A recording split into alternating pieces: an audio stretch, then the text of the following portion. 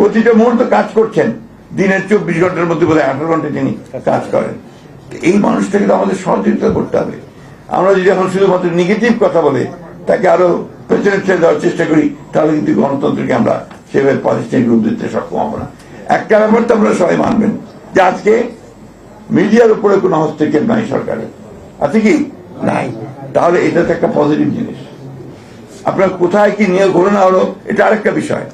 এবং আমার দুঃখজনক ভাবে বলতে হবে আমাকে যে সেখানে আপনাদের সাংবাদিকরা এর মধ্যে জড়িত। এই যে একজন বললেন না বিএনপির কোনো গ্রুপিং নাই, BNP is not looking after it. আপনাদের সাংবাদিকদের মধ্যে গ্রুপ তৈরি করে আপনারাই আপনারা আরেকজন কাকে সরিয়ে দিচ্ছেন। এই বিষয়গুলো তো সত্য কথা। সুতরাং এককভাবে ওইভাবে যদি আপনারা যায় তাহলে কিন্তু সঠিক হবে না কথাটা।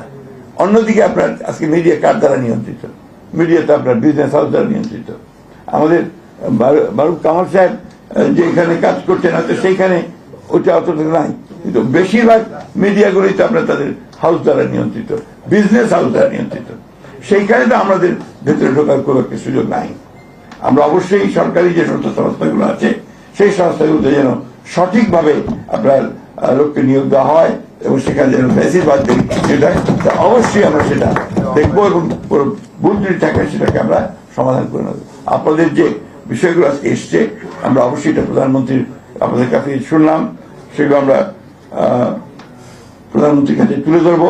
আরেকটা বিষয় এখানে বলেছেন বেকার সাংবাদিকদের যে আপনার তাদের কর্মসংস্থার জন্য পুনর্বাসনের জন্য, এই বিষয়টি আমরা অবশ্যই প্রধানমন্ত্রীর সঙ্গে আলাপ করে আমাদের যারা আপনার এই জুলাই নয় শুধু ফ্যাসিবাদ আন্দোলনে যারা শহীদ হয়েছেন তাদের পরিবারগুলো, তাদের সন্তানদের এবং এই বিষয়গুলো যেন আপনার অবশ্যই রাষ্ট্র যেন দেখভাল করে সে ব্যবস্থা আমরা অবশ্যই এই দিকে আমরা নজর দেব।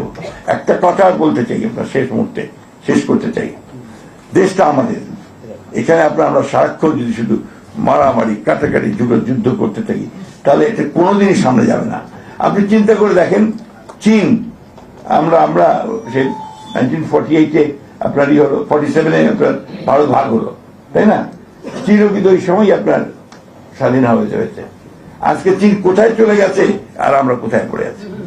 এর কারণ হচ্ছে আমাদের এত বেশি নিজেদের আমরা এত বেশি আমরা আপনার নিজেদের মধ্যে সমস্যা তৈরি করি, কখনো একমত হয়ে একটা মনোনৈতিক একটা নেশন হিসাবে কিন্তু আমরা দাঁড়াতে পারছি না, যে কারণে আজকে সমস্যাগুলো তৈরি হচ্ছে। আমি মনে করি যেগুলো আমাদের সকলেই চিন্তা করা উচিত। আমরা রাজনীতি করি, স্টেক আমাদের সবচেয়ে বেশি। আপনাদের সাংবাদিকদের বলেন, অন্যান্য পেশাজীবীদের বলেন, তাদের সবচেয়ে বেশি স্টেক আমাদের। আমরাও মরি, আমরাও জেলে যাই, আমাদের যে কোনো কাজের সরকারি আসি, তখন আবার আমাদেরকে চিন্তা করতে হয় যে পরে কি হবে। এইসব চিন্তা আমরা করি, কিন্তু আমরা কাজ করতে এগিয়ে যাই। পৃথিবীটা তো বদলে গেছে এখন, পৃথিবীতে সে আগের পৃথিবী নাই এখন। আপনি চিন্তা করে দেখেন আজকে অবলীলায় একটা বৃহৎ শক্তি তারা আরেকটি দেশের প্রেসিডেন্টকে তুলে নিয়ে চলে যায়, আরেকটা শক্তি তারা আপনার আরেকদিকে সমানে আপনার আক্রমণ করছে, ঘোরাঘুরি করছে এবং আপনার সমস্ত আপনার ধ্বংস করে দিচ্ছে। কই পৃথিবীতে কিছু বলছে না, তো ওই পৃথিবী বদলে গেছে এখন। তার সেই জন্যই আমাদেরকে সেভাবে সব কিছুকে মাথায় নিয়ে কনসেন্ট্রেট করে আমাদেরকে এগোতে হবে। হ্যাঁ, আমরা জানি যে বাংলাদেশের অনেক সমস্যা আছে, আপনাদের সাংবাদিক এই মিডিয়াতে বহুত সমস্যা আছে, বেকারত্ব আছে, তার মধ্যেও কিন্তু আমাদেরকে একটু সহনশীল পর্যায়ে গিয়ে এগিয়ে যেতে হবে। আমরা যদি সহনশীল না থাকি তাহলে আপনার আবার এই বিভেদ আরো বাড়বে, কনফ্রন্টেশন বাড়বে, সেটা আরো ক্ষতিকর অবস্থায় নিয়ে যাবে। তাই আমি অনুরোধ করবো যে আপনারা পজিটিভলি ইতিবাচক ভাবে দেখুন সব জিনিসগুলোকে এবং সরকারকে সময় দেন, সুযোগ দেন যাতে সরকার সেই কাজগুলো করতে পারে। মাত্র 5 মাস কয়েকদিন হয়েছে, এর মধ্যে যদি সবকিছু আমরা সঠিক চাই এটা সম্ভব না, তাই না? তার মধ্যে আপনারা দেখেন যে মোটামুটি কাজগুলো এগুচ্ছে। আমি অনুরোধ করব যে আসুন আমরা পজিটিভলি দেখে আমরা কাজ করি আর সরকারকে সময় দেই কাজগুলো করা ঠিক মতো, এগুলো আমাদের মনে রাখতে হবে।